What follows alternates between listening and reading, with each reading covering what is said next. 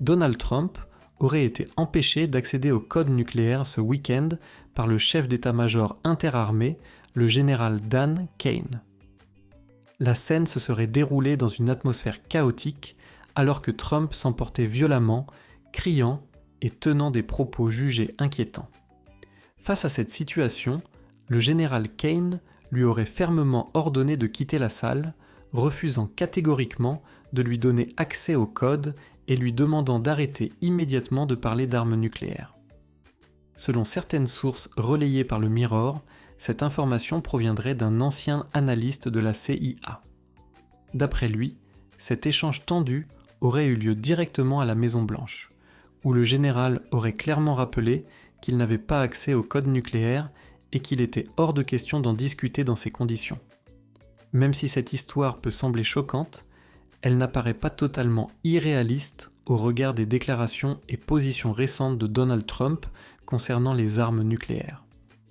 Avant d'examiner plus en détail ces révélations, il est important de revenir sur ses propos des derniers mois, ainsi que sur les réactions de responsables américains chargés du contrôle des armements. Ces avocats, répartis dans différents États, ont permis de récupérer des milliards de dollars pour leurs clients.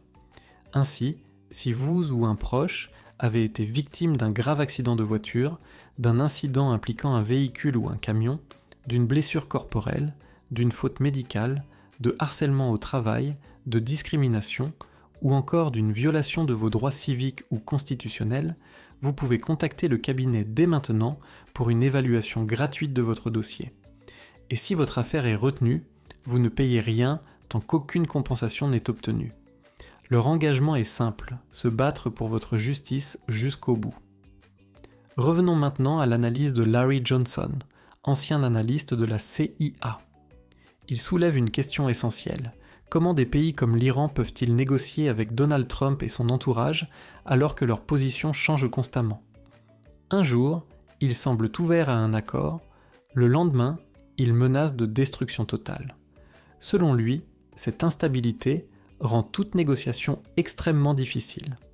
L'Iran, par exemple, pose des conditions claires, levée des sanctions, garantie de sécurité, contrôle stratégique, mais se retrouve face à un interlocuteur imprévisible. Cette situation rappelle d'ailleurs les tensions avec la Russie, où les lignes rouges étaient pourtant bien définies, mais souvent ignorées ou minimisées par les États-Unis. Dans ce climat, les risques d'escalade sont réels. Certains analystes estiment même que les États-Unis se préparent davantage à un affrontement qu'à un accord de paix. Et ce qui inquiète encore plus, ce sont les conséquences globales des déclarations de Trump. Ses propos sur une reprise des essais nucléaires, par exemple, ont été pris très au sérieux à l'international. Des responsables russes ont clairement averti que si les États-Unis reprenaient ces tests, la Russie ferait de même. En d'autres termes, une simple déclaration peut déclencher une réaction en chaîne dangereuse à l'échelle mondiale. Malgré cela, certains responsables politiques américains soutiennent cette posture, estimant que démontrer la force militaire est essentiel pour maintenir la paix. Une logique résumée par l'expression « la paix par la force ».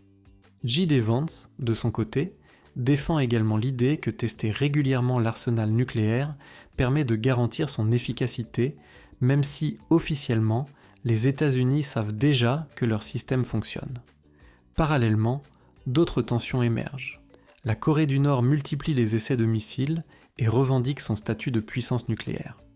Pour certains experts, cette situation est en partie liée au retrait des États-Unis de l'accord nucléaire iranien sous l'administration Trump, ce qui aurait envoyé un signal fort. Les accords internationaux peuvent être abandonnés du jour au lendemain. Enfin, d'anciens responsables comme John Bolton évoquent une véritable confusion à la Maison-Blanche, affirmant que même les négociateurs étrangers peinent à comprendre la stratégie américaine. Certaines déclarations de Trump, jugées incohérentes ou irréalistes, renforcent ce sentiment d'instabilité. Le contraste est frappant. D'un côté, Trump affirme avoir totalement détruit les capacités nucléaires de l'Iran. De l'autre, la situation actuelle semble prouver le contraire. Tout cela soulève une question centrale. Jusqu'où peuvent aller ces déclarations et décisions, et quelles en seront les conséquences pour l'équilibre mondial ?